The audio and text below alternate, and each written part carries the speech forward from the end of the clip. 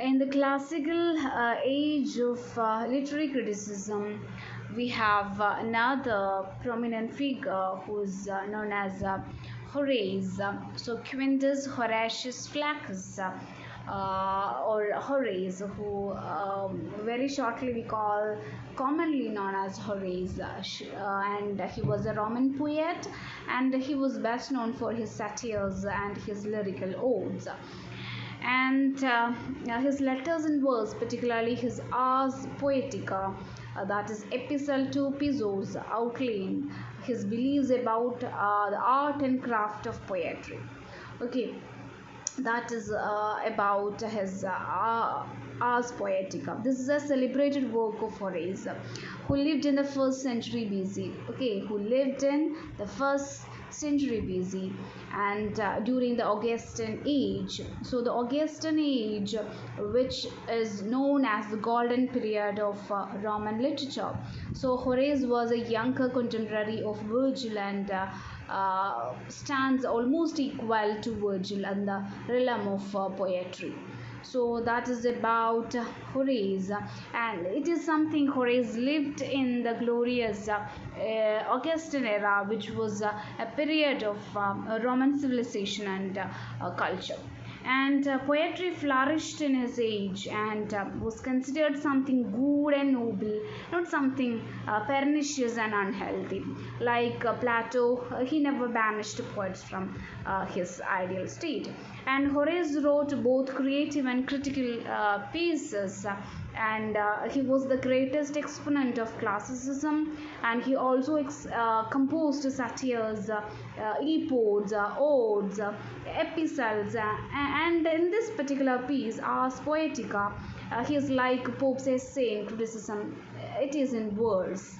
It is in poetic format. It is a poetic letter. Okay, actually, this is a poetic letter written to his friend Piso and his two sons, as a piece of advice on poetic composition. So Horace called it an epistle to Piso, but it was Quintilian who names it as Ars Poetica. Okay, this his friend who named it as Ars Poetica.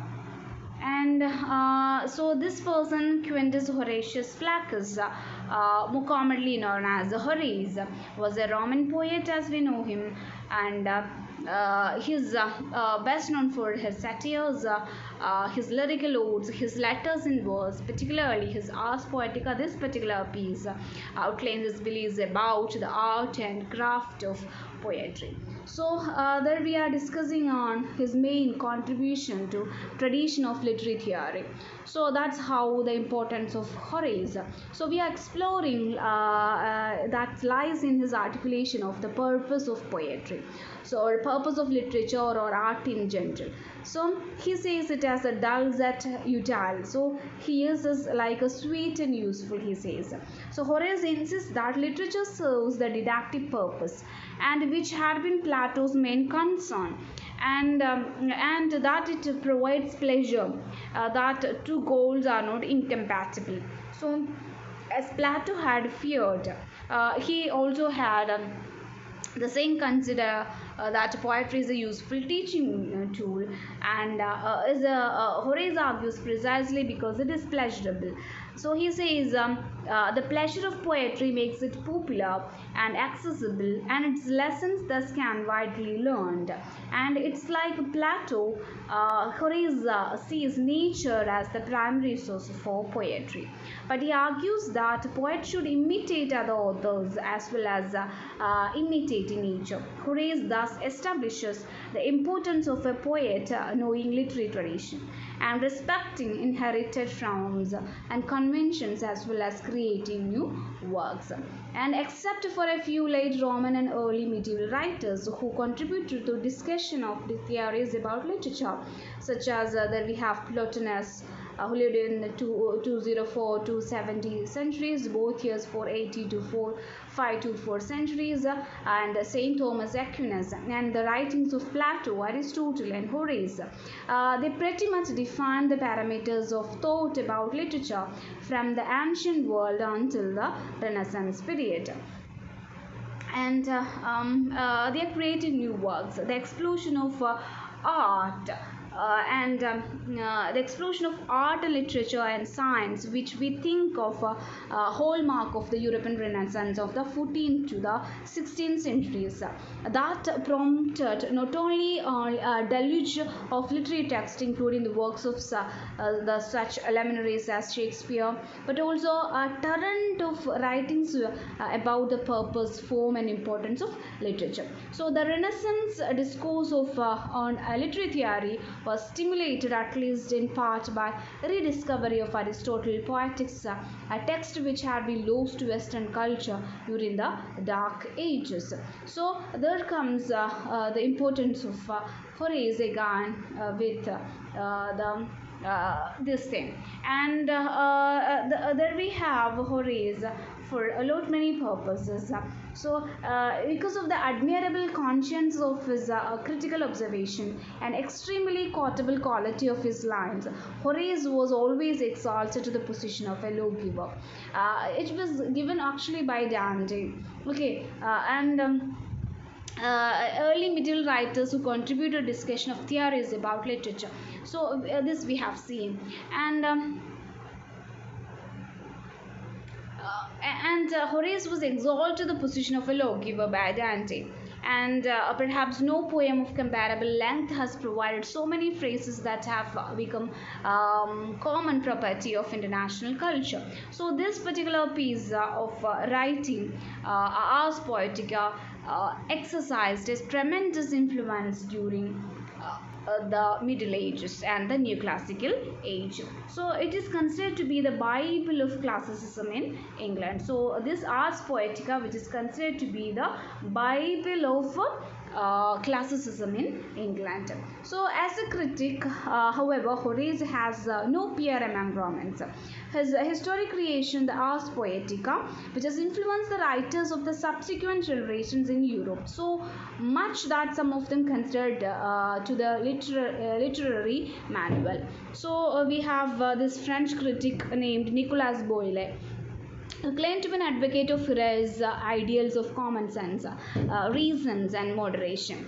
So, in that he frankly admits that he has learned the pattern of elegance, correctness, restraint, and moderation from Horace. He says that he is instinctively inclined to walk in the light of Horace's ideals.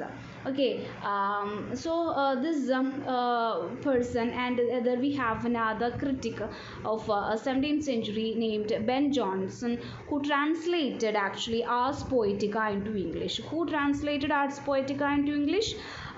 Ben Jonson, who translated Ars Poetica into English in blank verse, is the first English writer to borrow Horatian precept. Who? Ben Jonson. And there we have another critic which is named Alexander Pope, and a great creative genius of the 18th century, learned a great deal from Horace. So much so that he entitled one of his sequence of poems as Imitation of Horace. So in his distinguished critical work, Pope, Essays on Criticism, that is by Alexander Pope, pays tribute to Horace.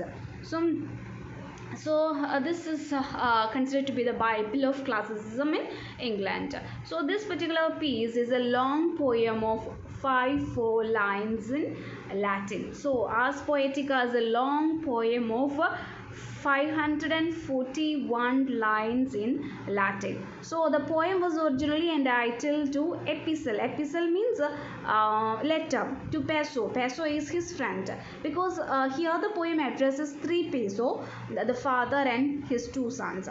So it appears that the poem was written to give advice to the young sons who wanted to be writers. So there is another person who is Quintilius.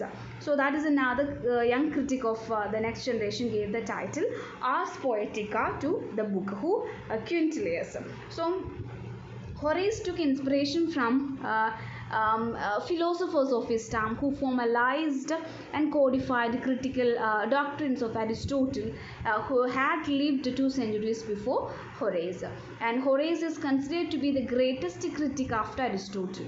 and whose doctrines he actually propagate. It's Aristotle's doctrines actually Horace is propagating, and it says like Aristotelian critical philosophy over every literature in Europe. It was Horace who broadcast through his Ars Poetica the Aristotelian critical philosophy. It was Horace who broadcast through his Ars Poetica the Aristotelian critical philosophy over every literature in Europe.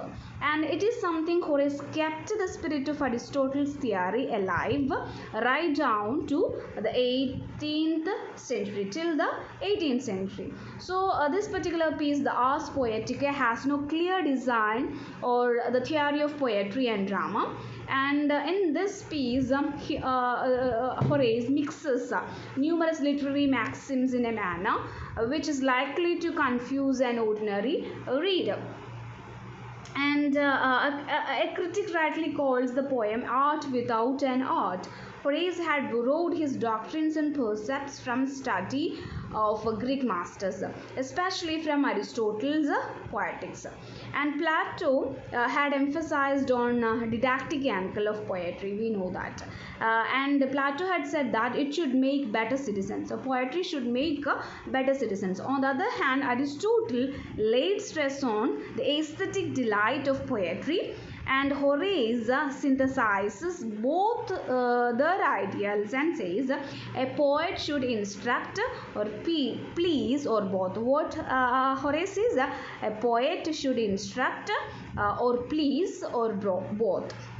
Instruct, please, or both. So in his views on dramatic art, Horace is indebted to views on drama under three heads that we know: plot, characterization, and style. So I think you might have gone through Aristotle. So he says that the plot of drama should be borrowed from familiar material, preferably from the well-known Greek legends, in which the author can distinguish himself by originality of treatment. But if the poet chooses a new thing, he has to remain consistent throughout. So Horace says that the chain of events should also be consistent. So the first thing we are now discussing is Ars Poetica, and it's related to previous work of literary criticism. Okay, Horace advised the young sons of Piso to give a fitting hue to the manners of every age he shows on the stage. The audience will be stay till the end of the play if he shows the custom of each age in the judicious manner. Okay, so this is how we are dividing the chapter, with the first division is with the function and nature of poetry. So while we are discussing on this of his treatise on the criticism, so this poem Ars Poetica can be divided into three parts. So a poem can be divided into three parts according to Horace. The first part is known as poiesis. Poiesis means the subject matter, and second part is poema. Poema means form, and third part poeta. Poeta is the poet. So its main topics of discussion are poetry, poetic style, drama. Okay, what are they? Poetry, poetic style, and drama. So Pope rightly says about Horace, his precepts teach what his works inspire. He is deeply influenced by the Greek writers. He recommends, my friends, study the great originals of Greece, dream of them by night and ponder them by day. So that is what he is reversion towards the Greek poet. So Horace nowhere calls poetry a process of imitation like Plato and Aristotle. Okay, so a mere imitation according to him is not enough for a poet. What? Mere imitation according to Horace is not enough for a poet. Often uses fiction and mingles facts with fancy.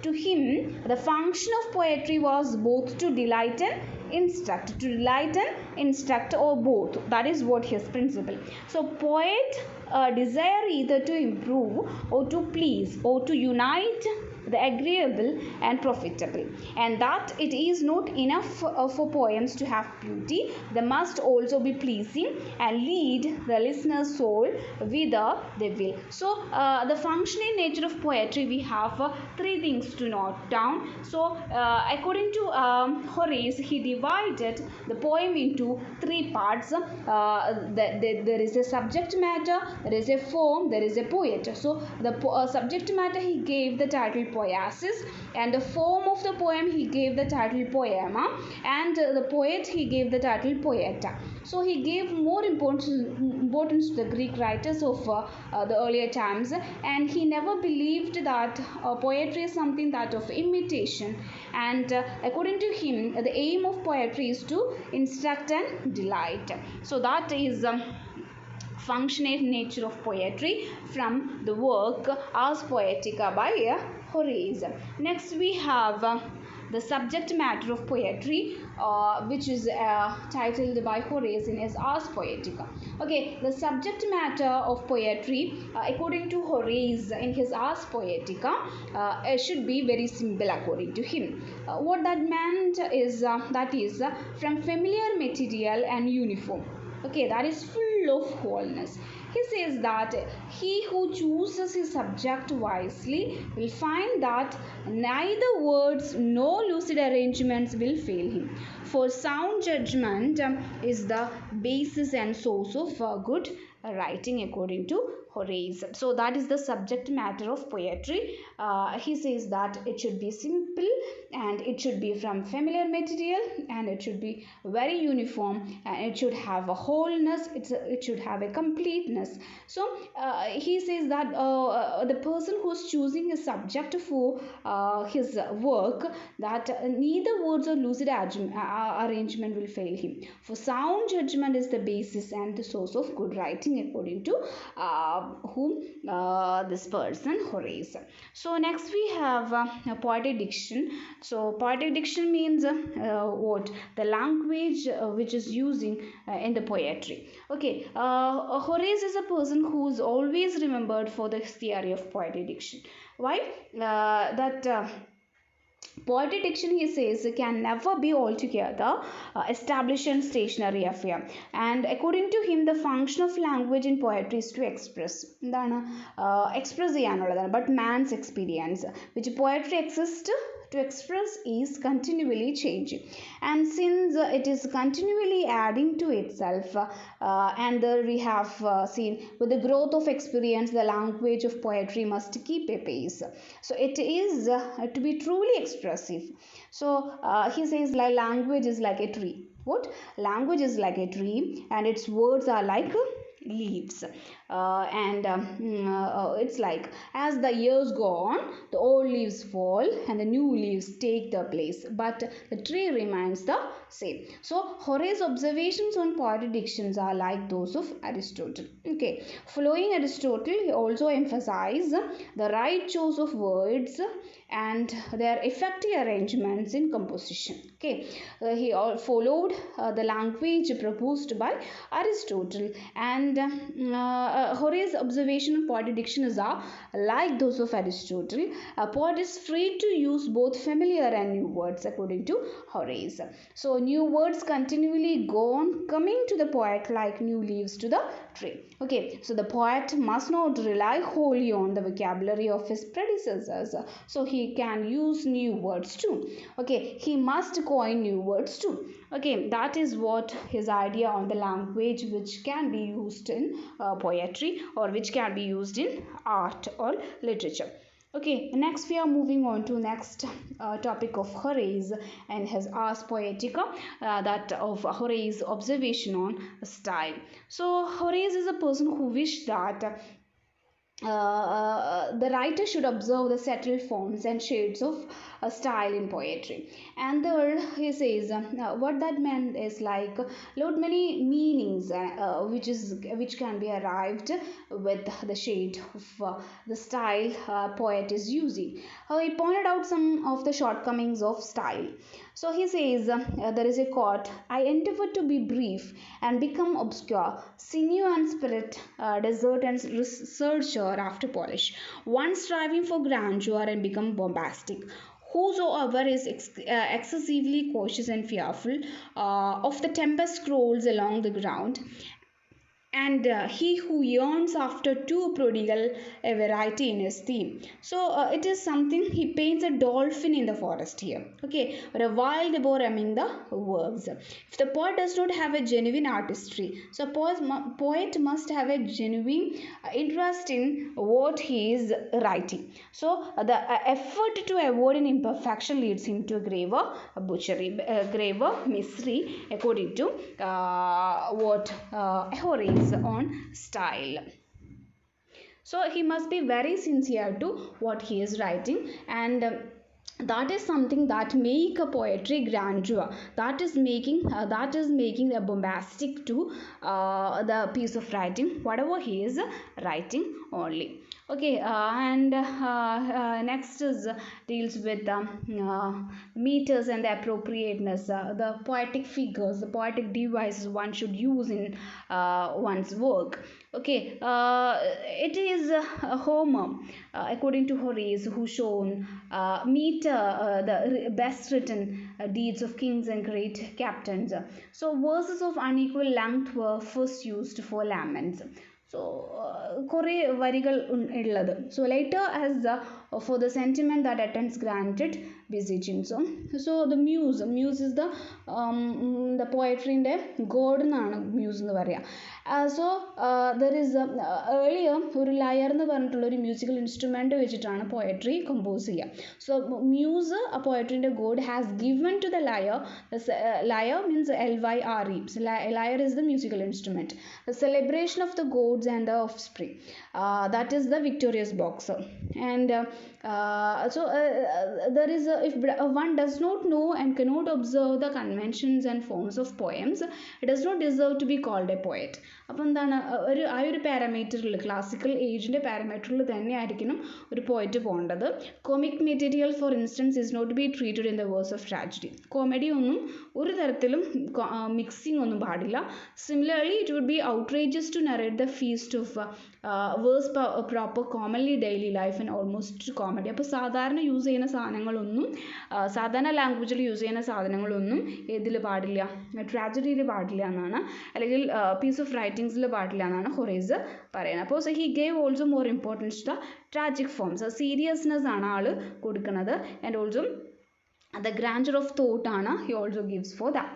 And again the next is like sincerity of emotion that Horace had for his writing. So it is not enough for poems to have beauty, they must also be pleasing. And എന്താണ് beauty ഉണ്ടാക്കുന്നത് arrangements of വേർഡ്സിൽ മാത്രമല്ല, so it should have a beauty like the listeners soul whither when they will. So ഇത് വായിക്കുമ്പോൾ there must be melting quality.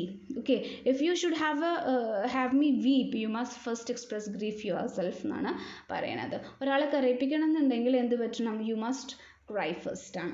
And that is his emotional sincerity. And next we are discussing on Horace's views on drama, and in his Ars Poetica the treatment of drama is desultory. So ഭയങ്കര എന്താ പറയുക, cunningly ആയിട്ടാണ് that Ars Poetica treatment is very important according to him. So no systematic theory of drama is presented on a larger basis ഒന്നും കൊണ്ടുവന്നിട്ടില്ല. ചെറിയ ചെറിയ pieces and casual views മാത്രമേ express ചെയ്തിട്ടുള്ളൂ. കാരണം either follow tradition or invent a story which is consistent according to Horace. So conventional featuresum traditional charactersum preserve ചെയ്യാം. പക്ഷേ if in your tale you represent a renowned Achilles, പുതിയ ഒരു കാര്യം കൊണ്ടുവന്നാൽ അയാളെ എങ്ങനെയാണ് റെപ്രസെൻറ്റ് ചെയ്യുന്നത്? റെസ്റ്റ്ലെസ് ആയിട്ട്, പാഷനേറ്റ് ആയിട്ട്, ഇൻഎക്സോറബിൾ ആയിട്ട്, ഡോൺട്ട്ലെസ് ആയിട്ടായിരിക്കണം. നേരത്തെ കൊണ്ടതിനേക്കാൾ കുറച്ചുകൂടി ഡിഫറൻസ് അവിടെ ഉണ്ടായിരിക്കണം. If you commit a new theme on stage and venture to create a new character, the first impression to be preserved to the end. അതിൽ കുറച്ച് മാറ്റങ്ങൾ വരുത്തുക. Let his nature be consistent ആവുക. Let not let not media murder her children in front of the audience. So this is a particular drama you might have heard of, Media. It's a particular drama, Sophocles in the Anna. So nor impairs actress cook human flesh in the public, nor and it let a play be neither shorter nor longer ആവാൻ പാടില്ല, 5 actsനേക്കാൾ കൂടുതലാവാൻ പാടില്ല. Let no god intervene unless some problem arises that demands to be solved. അപ്പോൾ ഇങ്ങനെയുള്ള കാര്യങ്ങളൊന്നും ഉണ്ടാവാനായിട്ട് പാടില്ല എന്നാണ് അദ്ദേഹം പറയുന്നത്. And let it support good and give them kindly concern. അപ്പോൾ അറ്റ് ലാസ്റ്റ് എന്തിൻ്റെ ഉണ്ടായിരിക്കണം ഡ്രാമയിൽ ഉണ്ടാവേണ്ടത്? ഇറ്റ്സ് ലൈക്ക് ഗുഡ്നെസ് ആയിരിക്കണം എൻ്റെ ഉണ്ടാവുന്നത്. Restraint wrathful and favor those who fear to sin. Let it praise the fear of simple table, salutary justice and law, peace with open gates. So Horace studies drama under 3 heads-ലാണ് Horace പോണത്. It's not like Aristotelian view. He says a plot, characterization and style. അങ്ങനെയാണ് ഹൊറേസിൻ്റെ ഒരു view of drama. And according to Horace a plot should be borrowed from familiar material. Plot എവിടെ നിന്നായിരിക്കണം? ഒരു foreign material ആവരുത്. It should borrowed from familiar material. അത് chorus should be an integral part of the plot. അതിൽ included ആയിരിക്കണം chorus. Characters should behave consistently and naturally ആയിരിക്കണം ആരുണ്ടാവേണ്ടത്? Characters ഉണ്ടാവേണ്ടത്. സോ ആൻഡ് ഹി സേസ് ഒരു മീറ്റർ, ഒരു words form അദ്ദേഹം പറഞ്ഞുതരാണ്. That is ഇയാംബിക് പെൻഡാമീറ്റർ. ഇയാംബിക് മീറ്റർ ആണ് suitable for drama. So dramatic speech should observe property. So clarity അതിൻ്റെ അകത്ത് ഉണ്ടായിരിക്കണം, കൺസൈസ്നെസ് അതിനകത്ത് ഉണ്ടായിരിക്കണം. It should suit the character ആയിരിക്കണം. ക്യാരക്ടർ എന്ന് പറഞ്ഞിട്ടുണ്ടെങ്കിൽ അത് അയാളുടെ ജെൻഡർ അനുസരിച്ച് അത് സ്യൂട്ട് ആവണം, ആളെ ഏജിനനുസരിച്ച് അത് സ്യൂട്ട് ആവണം, അയാളുടെ സിറ്റുവേഷൻസ് ഓഫ് ലൈഫിന് അത് സ്യൂട്ട് ആവണം, സിർക്കംസ്റ്റാൻസിന് സ്യൂട്ട് ആവണം, ആളുടെ ഇമോഷണൽ മൂഡിന് സ്യൂട്ട് ആവണം. So he says again, a god will speak differently from a mortal, a man from a woman, and an aged man from a heated youth. So ഇവരുടെ എല്ലാവരുടെയും dialogue delivery will be different ആയിരിക്കും. And a prosperous merchant from a poor farmer different ആയിരിക്കും. A man in grief from a man in joy different ആണ്. an angry fellow from a playful one. So if you utter words ill suited to your part, so I shall either doze or smile. So മാറി മാറി പോയിട്ടുണ്ടെങ്കിൽ തലക്കറങ്ങി വീഴുക അല്ലെങ്കിൽ smile ആവുക എന്നാണ് Horace പറഞ്ഞത്. So in all this Horace closely follows whom Aristotle and his views of drama. So ഇതൊക്കെയാണ് മെയിനായിട്ട് ഹൊറേസിൻ്റെ ആർസ് പൊയറ്റിക്കയിൽ പറയുന്നത്. And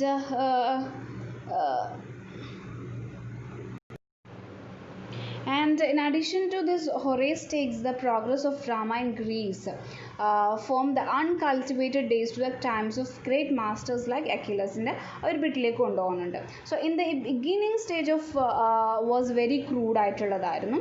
and but Achilles waged a battle against it and refined it എന്നാണ് ഹൊറേസ് പറഞ്ഞത്. Thus we see that Horace gives his comment in to Ars Poetica on different aspect of the dramatic composition and his ideas in the characters, theme and language and style of drama that have been borrowed from Aristotle.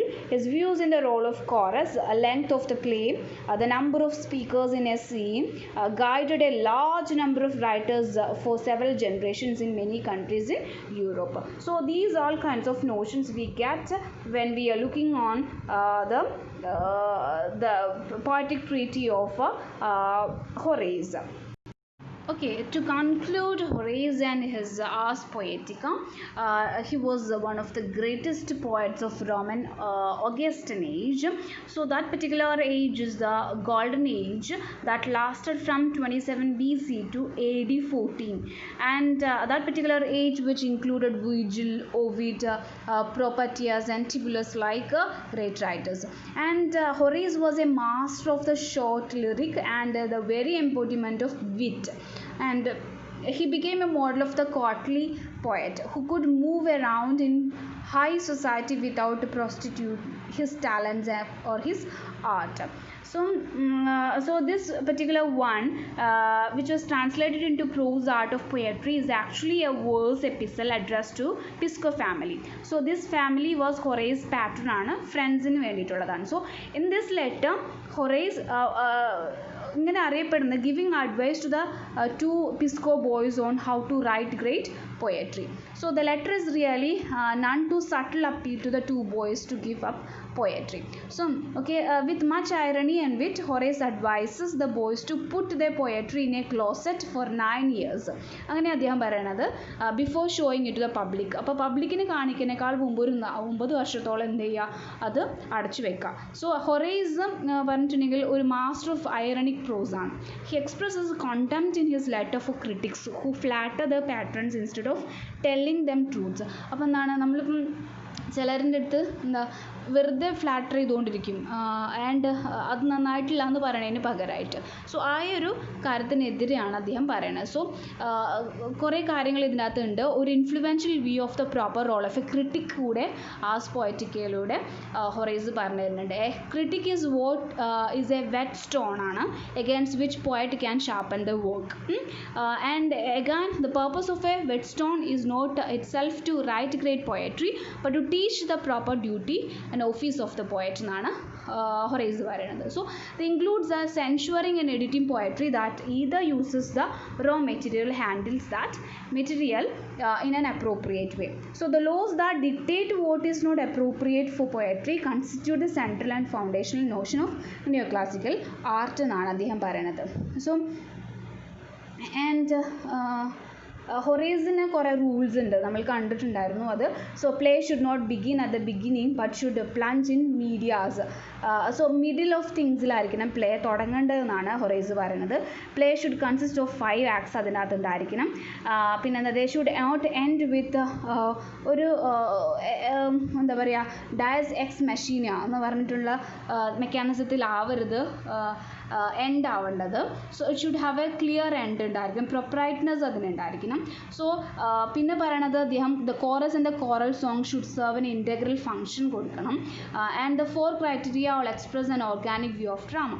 And like Aristotle, Horace insisted that each part of a play be directly and intimately related with all other parts with the work as a whole. And പിന്നെ അദ്ദേഹം പറയുന്ന ഒരു കാര്യം nature and duty of a poet. എങ്ങനെ ആയിരിക്കണം ഒരു poet, അദ്ദേഹത്തിൻ്റെ duty എന്താണ്?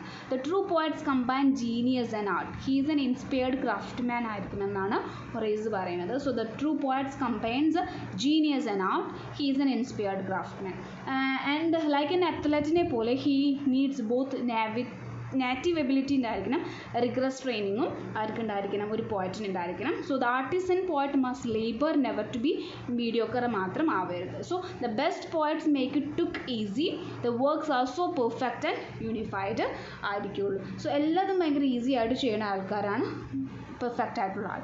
സോ പിന്നെ അദ്ദേഹം പറയണത് എന്താണ് ഒരു പോയറ്റിൻ്റെ റോൾ? He must please an often vulgar crowd while staying true to his art. So അപ്പോൾ ഈ ഒരു വൾഗർ ക്രൗഡിനെ വരെ ആൾക്ക് പ്ലീസ് ചെയ്യാനായിട്ട് സാധിക്കും. He must make a living without letting the love of money taint his soul. So that is another thing that Horace want poet to be consider. So living without letting the love of money taint his soul എന്നാണ് പറയുന്നത്. So the poet is the great civilizer to humanity ആയിരിക്കണം. He tamed the best within and established cities, laws and moral rules of conduct. He is a divine oracle to whom honor and fame are due ആയിട്ടുള്ള കാര്യങ്ങളാണ് പറയുന്നത്. And again these